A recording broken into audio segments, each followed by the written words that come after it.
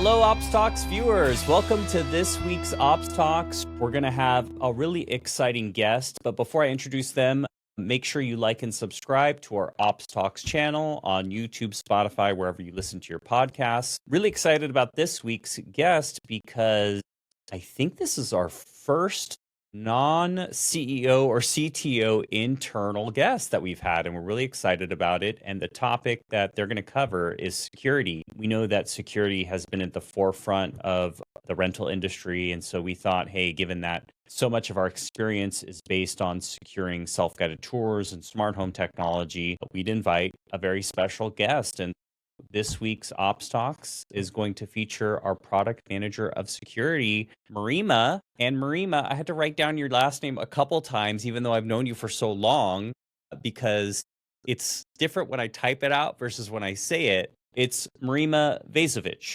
correct? Okay, it is correct. Okay, perfect. So, Merima, tell us a little bit about yourself and your role at Rentley. Yeah, so a little bit about me.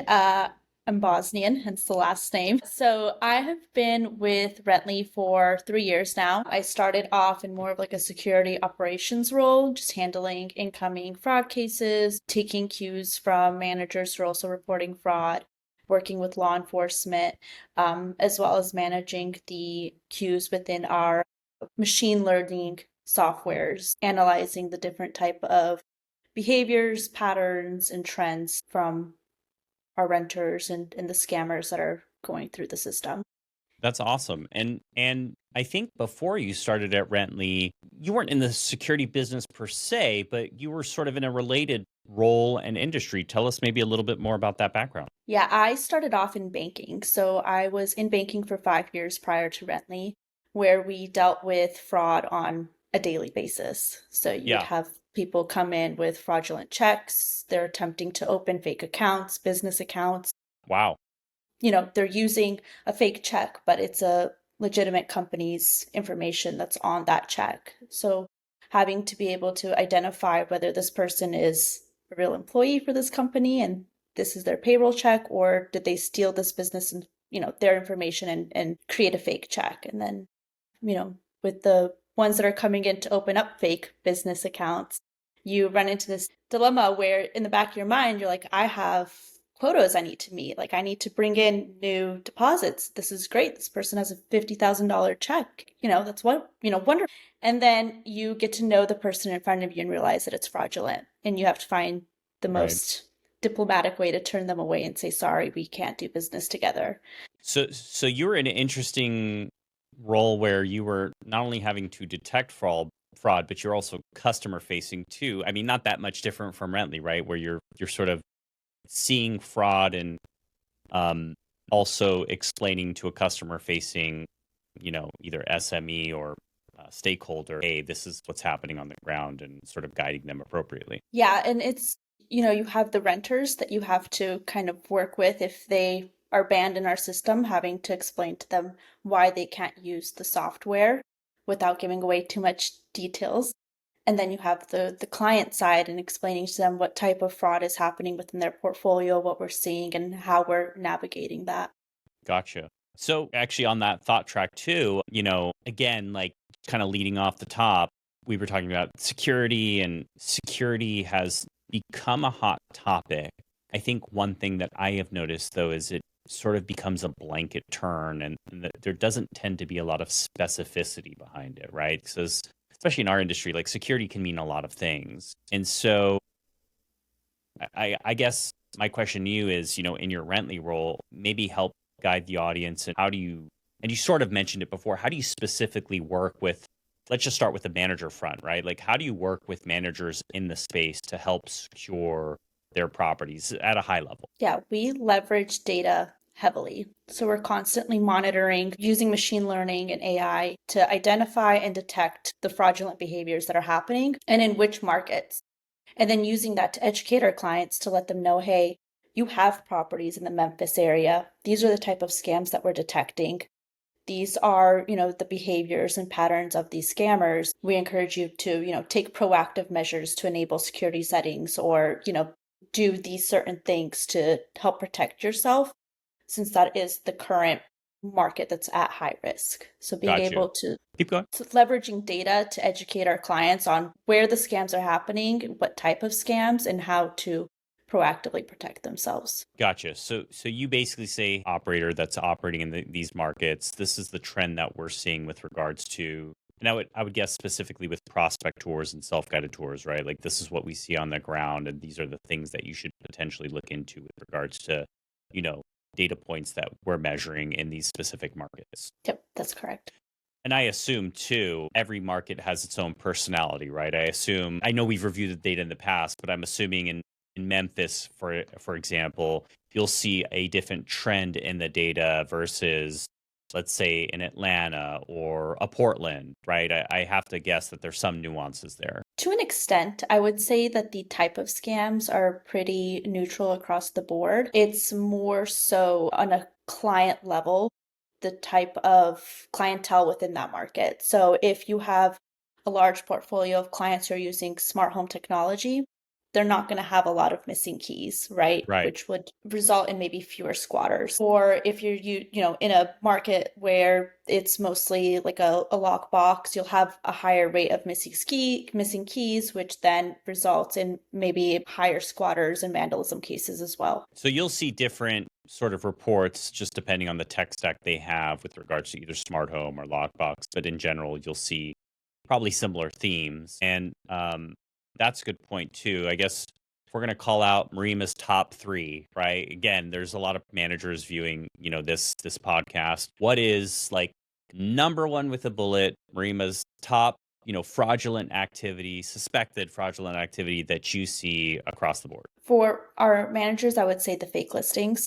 So fake listings is number one. Okay, so fraudulent listings. So someone takes your listing and basically puts it on Facebook or Craigslist or something like that. Yeah, so a scammer will take your listing off of any one of the many public sites that it's on, and they'll post it on Facebook and Craigslist posing as the landlord of the property.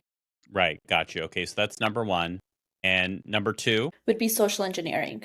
So, social engineering, which yeah. is So when it, a deep topic, by the way. I mean, you could have a whole ops talks on social engineering, but tell us a little bit about that. yeah, so social engineering is essentially once that fake listing is posted, victims unfortunately will come across it and they'll communicate with the scammer, and many result in sending money to this scammer thinking that they're paying, fees, first month's rent, and then when they show up to the property, they realize that it doesn't actually belong to them and they've been scammed. Gotcha. So social engineering typically, which lends to a wiring fraud issue, right? You tend to see wire Correct. frauds, and I mean, I've even heard stories from operators too, where some of the bad actors get so sophisticated that they're even making polos with the company logo on it to almost impersonate, hey, I'm a real landlord. This is my listing. Wire me money. Yeah, and they will go through. I've heard stories. They'll go through the flow, and some of our clients will send out text messages after you've toured the property, like, "Hey, I'm Ashley, your leasing agent. Is there anything I can help you with?" They'll catch that name, and then now they'll go and pose as Ashley, claiming Yeah, to be the representative because now they know that there is an Ashley working there. gotcha. So that's one and two, and tell us what's the third top three scam or fraudulent activity that you see that managers have to face. It would be appliance theft. I would say appliance theft and missing key come hand in hand. Right. They're pretty close. Keys go missing very frequently, and it could be, well, two things. Either they accidentally left and just forgot to put the key back, or it's somebody again who's taking the key and they're going to go post that listing, and they appear a lot more legit when they have the key to the property and can say, "I'll give you the key, you give me the money." And then appliance theft, unfortunately, is another one that's at a high increase. Gotcha. And so, being that we're sponsored by Rently, obviously there's Rently solutions to these problems, right? So maybe we could talk a little bit about how we solve those top three problems. But then also, so it's, not just a Rently sales pitch. Maybe the second part of your answer could be, hey, how could a manager kind of decrease those problems without necessarily having to use, a sophisticated tech stack, right? So we'll start with the first problem, right? Which is the fake listing. How can we as a company, how do we prevent that? But then second, how would customers like outside of the Rently bubble be able to? Yeah, for the fake listings, we do offer fake listing monitoring. We have recently partnered with Property Shield, and we found great success with that. We essentially what fake listing monitoring does is it will monitor different platforms like Facebook and Craigslist. It will cross-reference the images that are within the Rently database Hmm. and the property address. And if there's any matches of those images or the address within any of those other sites, it will flag it and remove that fake listing for you automatically. That's awesome. And then outside of Rently, outside of subscribing to Rently, Rently.com, go ahead and sign up if you can. Maybe give some advice as to how an operator could maybe manage that without having to do any sort of sophisticated sign up or platform play. What could they do? So I would say make sure, and I've heard in the past people like, I want my watermarks to look aesthetically pleasing. I want them to be subtle and I want the images to look nice. Be loud with the watermarks. Mm. Especially in today's world where AI and all these, we have so much technology, it's so easy for them to remove the watermarks and, alter the picture. You want to make it as difficult as possible. So watermark it and be sophisticated with your watermark so that it can't be cropped out or AI'd out or however out, right? Try to get as robust with your watermarking as possible. Gotcha.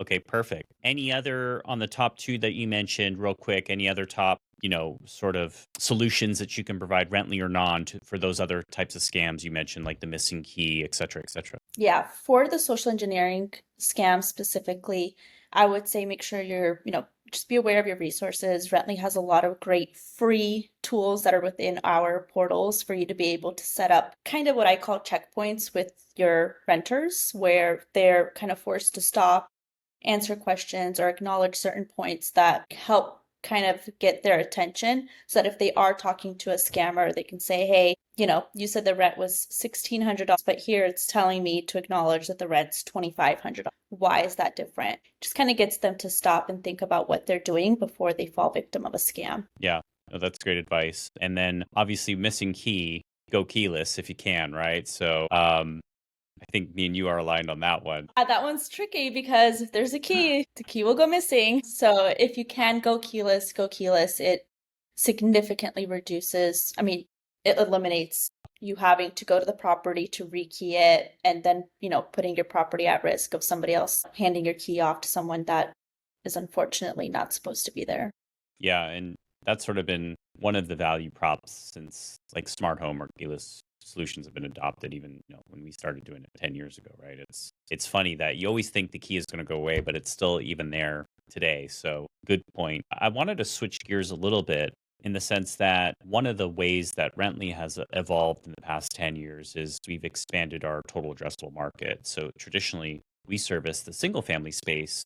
That was really the only vertical we service. Since then, we've expanded into multifamily, which it's interesting post pandemic has really focused on security. And I think single family was a leader in that front simply because they have a different property dynamic, right? You have single address properties, they don't necessarily have on site teams, it's scattered site, tends to be a profile or a target more for fraudulent or bad actors. I'm curious to know, since you have that experience with both verticals and you see sort of single family and multifamily operators and how they deploy security, are there any differences with what you see between those two verticals? Or is it similar to what you were saying before, where there's still the basic things that happen, there's nuances to it? Curious to know your thoughts there. Yeah, with the single family versus multifamily, there's significantly less scams in multifamily, which makes sense. It's in a much more public setting. You have maintenance crews driving around. For the most part, there might be somebody in the leasing office who they can walk to that unit multiple times a day if they wanted to, or they can have the maintenance crews check on it throughout the day. So it's a lot easier to catch a squatter, vandalism, appliance theft. It's easier to monitor all of that. One thing I will say with multifamily that I've heard happens a lot frequently is it becomes a easy target for people to be able to just stay the night because it's fully furnished. They have the amenities. They can, Right. sleep in a comfortable bed and then leave the next morning. One thing that I've said over and over to help protect multifamily from these type of scams is make Because the unit is fully furnished, take that to advantage. Leave the blinds open, turn on the lights, make it appear as if somebody's actually living there. Right. And some multifamily units will have a big plaque in front that says model unit number 1. Yeah. You're just drawing attention to this fully furnished unit that somebody could assume just lives there. That's a really good piece of advice that's not hard to deploy either, right? Make it Yeah. appear as though the unit is lived in and make it really clear to the residents, to the leasing staff, to everyone, this is a model unit. I think that's a really easy lift and a great piece of advice. So thank you for that. And you answered the next question. So that's fantastic. I know we don't have too much time because you have a client call. So I do want to ask a couple more questions. We've talked about sort of the security side. What's an easy, the model advice was great. What's an easy piece of advice you would give to every operator? I mean, besides signing up with Rentley, what's an easy piece of advice you'd give just to ensure that there's better security across their portfolio, whether they're single family or multifamily? Do you have a silver bullet, if you would, to every operator listening? Hey, this is something you should do and easy to with regards to security? Yeah, so with multifamily, again, it's a lot easier to make it appear that somebody lives there because it's fully furnished. With single family, it becomes more difficult because for the most part, they're going to be vacant units with nothing in them. But I would avoid like putting loud signs in front of the property. I've seen people put like a self-tour now with this huge QR code. You're just drawing attention to the fact that it's vacant and you can do a self-guided tour. Similarly, just make sure to check in on your properties if you have, maintenance crews or the resources for somebody to be able to just go in and do a walk around. You always want to make it appear as if somebody is there. Similarly to, Right. I always think of it when I go on vacation. Do I want my home to look like nobody's been here for a week, right? Right. What can I do to make it seem like somebody is home at all times so that when people are driving by, it looks like somebody is there? Gotcha. No, great question or great answer. Excuse me. The next question, sort of on a personal note. So you work in security, your background is security. How has that shaped you personally? Meaning for me, if I had this strong background in security, it'd probably make me more paranoid. And I'm curious, like, how has that impacted you personally? Just seeing every day, sort of this fraudulent activity. Has it made you more paranoid? Has it made you more engaged about these types of things?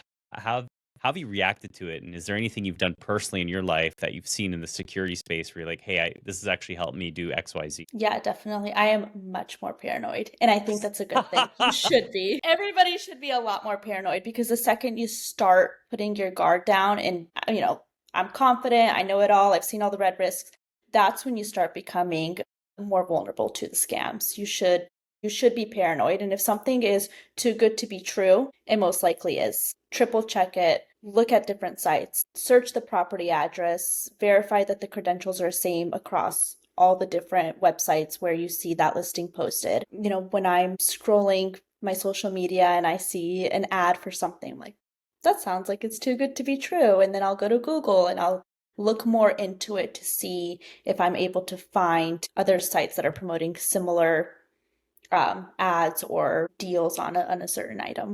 Yeah, always be savvy, aware, and if something is too good to be true, absolutely question it. I remember even in I remember I would have friends now that I work here.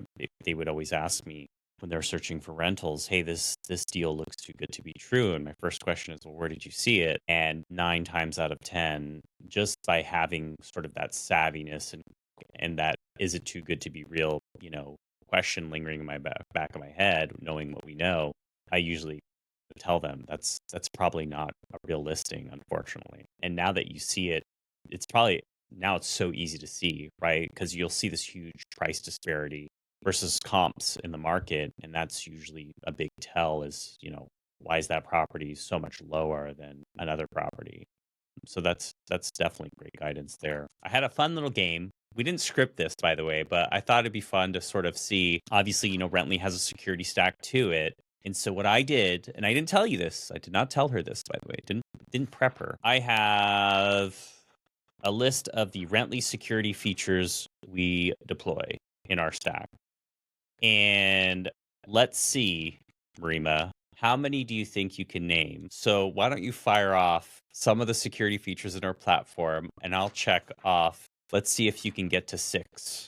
Okay, you think you could get to 6? I can easily get to 6. You can easily get to 6, she says, Yes. ladies and gentlemen. All right, well, let's see. What do I got here? I got a list of, I'm counting right now to myself. Again, we didn't rehearse this, so this is 6, 20. I have 22 features listed, okay? 22. Okay. How many do you think you can name? All of them. I'm You gonna can shoot name for all of them. Yeah. 22. And I bet I'll even name some that you might have not been aware of. Whoa. Let's go for it. Whoa. Okay, I'll let you start. All right, security features. We have identity verification for Yep. ID and selfie. That's on there. You're not looking at the website, are you? You can't look at the website. Okay, you have to Scout's honor that you're not looking at the website. I'm not. No website. All right. All right. So identity verification, we have risk scoring model. We have AMBA verification. Hold on. I got to catch up to you. Okay, yeah. Selfie re-verification. Yes. Fake listing monitoring. Yes. Within scam prevention mode, which is our security package that's for free within the manager portal, we have the scam quiz, property manager verification. We have request self-showing. Yes. Keeping up? Do I need to slow down? I'm trying to keep up. Yes, I think I got it. Yeah, keep going. Max touring limits, safeguard against scams. I got that. Where I lost count. You are at 7. 7. You're at 7. All right. We have, I'm trying to think of what I've listed. Oh, your time's running out. I know. Your time's running out. See, she should have set with 6. I don't. No, there's a lot. There's a lot. Yeah. There's a time limit, Merima. Man, crop out the part where I came off really confident. Okay. Yeah. Take that part. All right. You hit 7 in 30 seconds. That's pretty good. All right. So we had a listing details confirmation, real-time tour notifications, real-time renter reported issue alerts, view renter ID and selfie, default pre-screening, custom pre-screening, watermark free photos, self-showing requests, AMVA identity you got, identity re-verification, fake listing monitoring, you got that, AI voice fraud detection, fraud risk scoring, duplicate account prevention, and property manager verification and phone and location verification. So you got 7 of those. Sweet. Good job. We'll edit out the part where you said 22. But there's a lot. I was printing it out and I was like, man, this is a lot. So yeah. So thank you for playing along. You do this with every guest. You have 30 to pitch anything you want.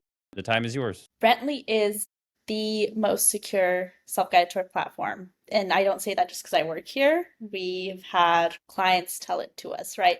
So I would pitch our security, but if I can do it in a way where if I can leave our viewers with one thing, it's, do you have the data? Do you have the proper insights? If you're claiming you don't have scams, but you're using self-guided tours, ask yourself, how much do you know about your properties?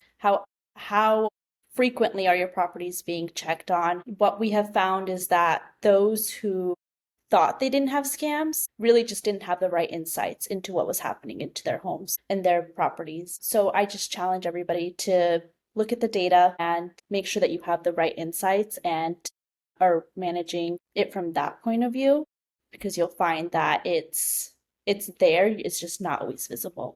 Awesome advice. And Rently has a lot of data and great insights. And so we didn't tell her to pitch Rently.